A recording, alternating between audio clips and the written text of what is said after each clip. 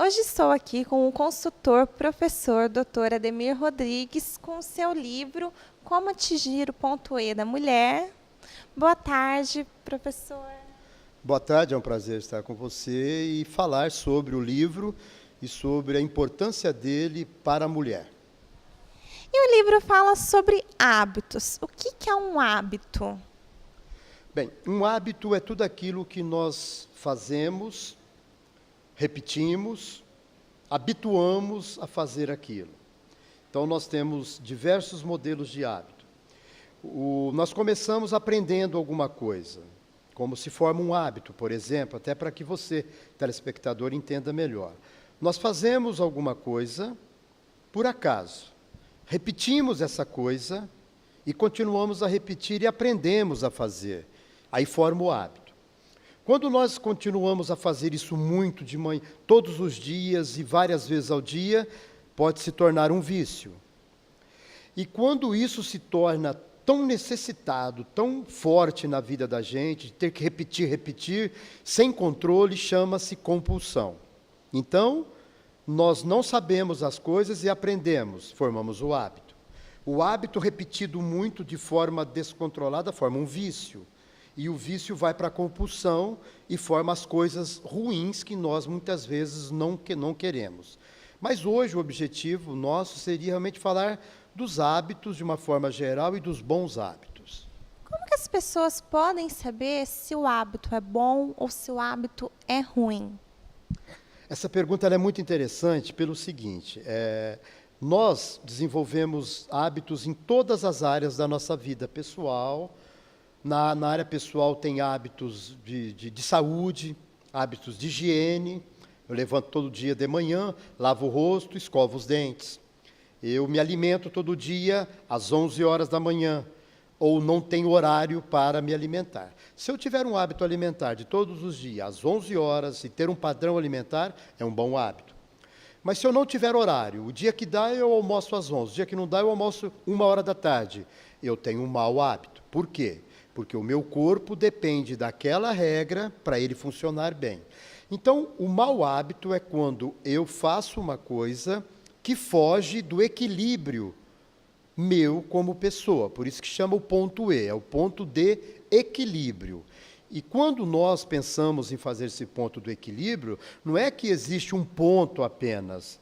Existe uma margem dentro de um espectro do que é certo e do que é errado. Certo, certo mais, certo menos. Errado, errado mais, errado menos. Então, o mau hábito, ele nunca é um mal total. Ele pode ser um mal pior ou um mal menor. E o bom também. Então, o objetivo maior da gente reconhecer quando é um mau hábito é quando ele não traz benefício. E quando é um bom hábito? Quando eu tiro o prazer dele, ele me dá prazer e me dá alegria. Esse é um bom hábito. E eu consigo desprogramar um hábito ruim? Isso, legal. Desprogramar é algo que já foi programado. O cérebro é como... O corpo humano é uma máquina de gerar prazer. Então, nós vamos criando programas. Eu crio um programa de um hábito meu de relacionamento, alimentar, um hábito de estudo, um hábito de trabalho. Chega um momento que esse hábito começa a não funcionar mais, ou melhor, ele começa a me prejudicar.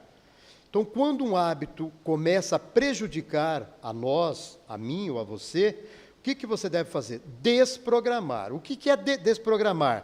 É voltar no início do hábito e recomeçar o hábito de uma forma diferente.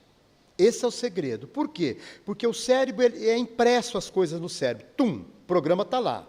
Então, todo dia eu uso aquele programa. Mas aquilo lá está me causando problemas. Eu não estou conseguindo o que eu quero daquela maneira. Então, eu tenho que mudar. Porque se eu continuar fazendo, eu levo para uma doença, eu não consigo um resultado num relacionamento, num trabalho. Se eu for um atleta, eu não consigo os resultados dentro da competição. Então, o que eu faço? Eu volto, procuro entender o que está me levando a não conquistar um bom resultado. E reprogramo novamente e crio um novo hábito.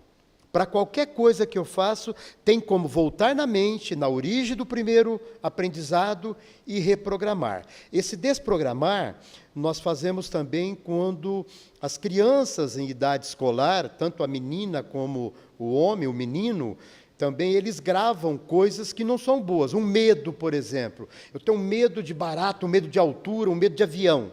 Então está gravado aquilo lá.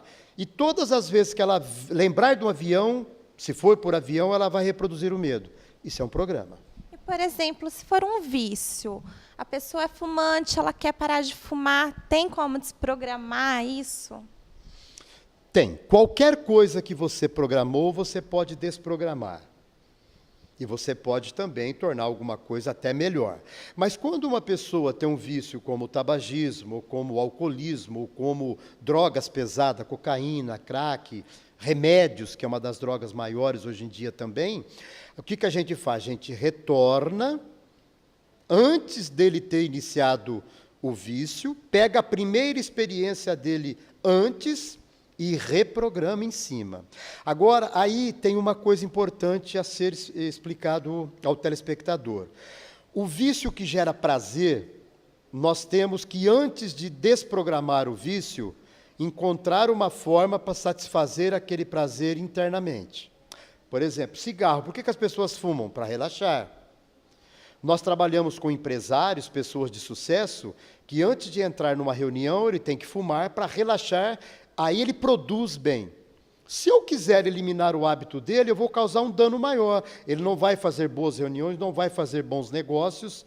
Então, um detalhe muito importante, todo vício, alcoolismo, tabagismo, que gera um prazer, comer, você quer mais gostoso do que um chocolate? Mas pode trazer danos quando for um vício em excesso. Então, a gente descobre, a pessoa quer ter prazer, e o prazer dela é fumar. Tá. O que poderia substituir tão rapidamente quando pegar um cigarro e acender? Nós vamos encontrar alguma coisa. E quando encontrar, internamente nós mudamos o prazer, a necessidade do prazer, e só depois nós eliminamos a compulsão pelo vício. Então, como eu posso tornar um hábito excelente? Você percebe, né? Até agora nós falamos de pegar um hábito que era ruim, nós falamos de problema. Agora nós estamos falando de excelência, de pegar algo que eu faço bem, tipo, eu sou um bom estudante, eu torno você um estudante melhor. Eu sou um bom atleta, eu torno você um atleta excepcional, com excelência. Quando uma pessoa faz uma coisa bem feita, você pega aquele bem feito dela e compara com alguém que faz aquilo melhor ainda. Um modelo, tipo uma receita. Então, vamos supor, nós fôssemos falar do tênis. Quem é o número 1 do tênis? O Guga foi o número 1, por exemplo, ao nível nacional. Então, como é que o Guga fazia para gerar aquela excelência? A gente copia algumas coisas que o Guga fazia e transfere isso para aquela pessoa que faz num nível técnico inferior a ele. Então, a gente torna excelente. Porque a excelência vem do quê? Eu aprendo. Olha só que interessante. Esse é o processo da aprendizagem do ser humano. Primeiro eu não sei a coisa, aí eu começo a ficar curioso, aí eu aprendo. Aí eu torno um hábito. O hábito fica automático, eu não preciso pensar. Hoje você dirige sem pensar para dirigir, mas você lembra a primeira vez quando você pegou o carro? Ou qualquer habilidade? E quando isso está automático, significa que eu não tenho que pensar para fazer. Isso chama-se excelência. Em cima disso, eu melhoro ainda mais. Ou seja, quanto mais estiver gravado aqui dentro, com mais facilidade e mais rapidez eu fazer, significa que eu tenho excelência naquilo que eu faço. Então, aí estão as coisas do livro Como Atingir o Ponto E. Muito obrigada pela entrevista. Obrigado, é um prazer estar falando com você. E as pessoas que tiverem interesse e quiser ter acesso ao livro, ele é comercializado somente pela nossa empresa, que é produção independente. Nós nos colocamos à disposição para orientar e ensinar sobre tudo isso que nós falamos aqui. Um abraço a todos.